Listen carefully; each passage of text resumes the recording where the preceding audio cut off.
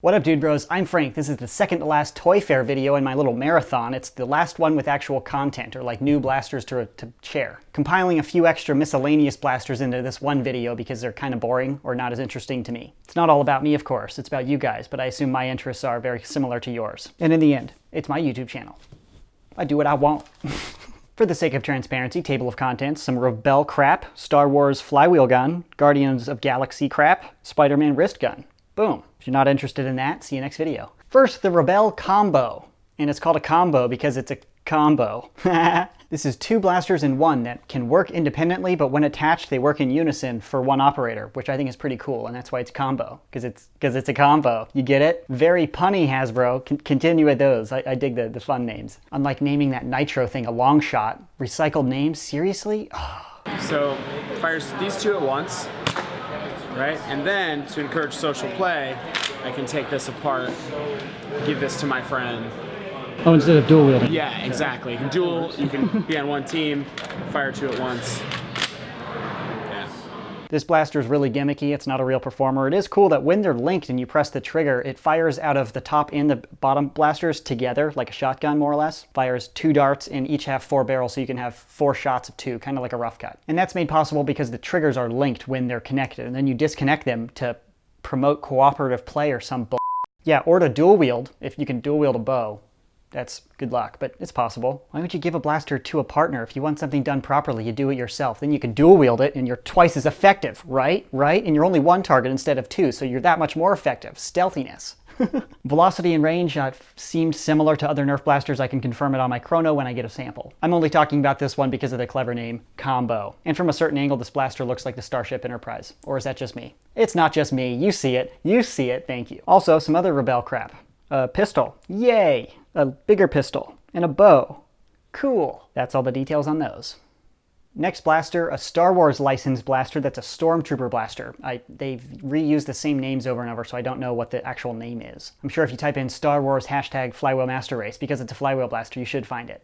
But you won't. It looks pretty cool. I'm pointing it out because it has a horizontal magazine, kind of like a Rampage or a Raider, which I think is cool. We have so many semi-auto flywheel blasters right now that, you know, when the Star Wars the other flywheel gun came out, it's like, okay, we already have one of these. It's a modulus. Same overall size. But this one has a horizontal mag. Is that better? No, but it's another option, and the balance of this blaster feels kind of cool. And without the magazine up front, you can kind of put your hand there and the balance felt interesting. It was new. It's just another option out there. If you don't dig it, don't buy it, buy a Strife. Although I've heard they might be going extinct, so you might not be able to do that. Or wait for a regulator. I mean, 3-round burst, select fire, heck yeah, bro. The tube on the side doesn't have a function and it can twirl freely, which I think is fun and completely pointless. The stock is super flimsy, which surprised me. Most of the Star Wars blasters feel a little bit better because they're focused on like their look and their feel instead of their performance. Again, it's flywheel, semi-automatic, so shooting it feels kind of like a Strife. Horizontal mag, that's cool. Big old barrel, very sniper worthy, but unfortunately no tactical rail on the top. Lay bummer. I guess that's a StormTrooper joke because you're not allowed to hit anything, so you can't put a scope on to ensure you do. Maybe? I don't know. But the super long barrel also has LEDs in it, so when you press the trigger, it like lights up, which I think is cool. That last batch of Star Wars blasters also did that, which is fun, you know, whatever. But that is it for that Star Wars blaster. I will be reviewing that one because I think it looks cool enough to review. Can't say when though, it's whenever I can get a sample, but that's that blaster. Next, the Guardians of the Galaxy Rocket Raccoon. Just one of those gimmicky look-alike blasters, you know, as a prop or just so you can like make believe into that galaxy or universe. Into the mindset of the raccoon. Raccoons are creepy, by the way. They're just spooky, just watching you all the time, right? I mean, that is a frightening mask. Back to the blaster, why I'm talking about it. I didn't actually shoot this one, not even once, but I believe it's a pump-action 4-shot smart AR system, so it'll fire one at a time and direct that air to whichever barrel is loaded, and it has that little pump, but it's such a weird little blaster. I don't see many people buying this to use in a competitive Nerf environment, so. That's it for the Coon Blaster. Next, a Spiderman wrist launcher. This and that Raccoon blaster, I kind of walked by and was like, hey, can I take some photos of that? I didn't have a chance to shoot either of them, unfortunately. It's easiest to prime that with your offhand like this, but you could probably be super tactical and prime it off your belt if you want to, you know,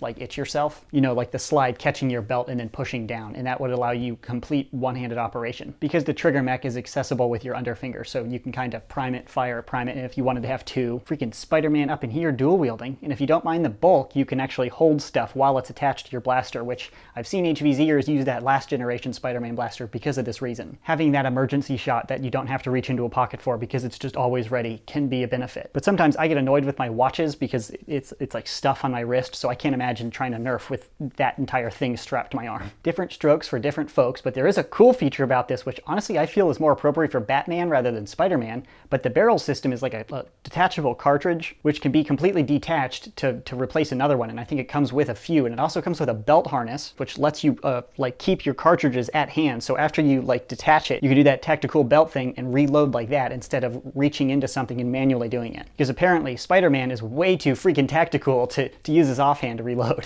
And to eject the cartridge, you push the priming handle forward compared to backwards to prime, so there's just the top lever and the trigger to operate. There aren't any other buttons or whatever to bump into or snag. And I didn't actually shoot this one, but I would expect like Jolt performance, and not just because it's a Jolt reskin, like everything. But in the past, when Hasbro makes those really small packages, generally they don't perform quite as well as the bigger ones. Pretty simple blaster, but I think that cartridge system is pretty cool. But really, I think it's more appropriate for Batman than Spider-Man. I've always thought of Spider-Man as sleek and absolutely no gear because he's a mutant alien guy with like special powers. He doesn't need human tech, but Batman, being human and just like a billionaire, needs all the cool stuff on his utility belt, and this is like adding a utility belt to Spider-Man. I guess we're adding tech to our arm to become Spider-Man, so that's like the Batman approach to Spider-Man, if that's a thing. Now it is. Thanks, Hasbro. Yeah.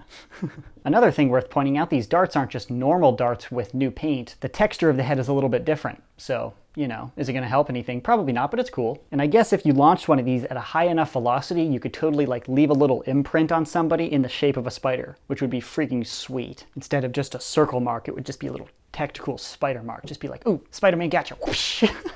Then you could like sign your eliminations in a Nerf war. So at the end of the Nerf war, everybody's like, oh no, this guy got me, this guy got me. You could just walk up to his arm and be like, no, Spider-Man got you, I got you. It's my signature's right there.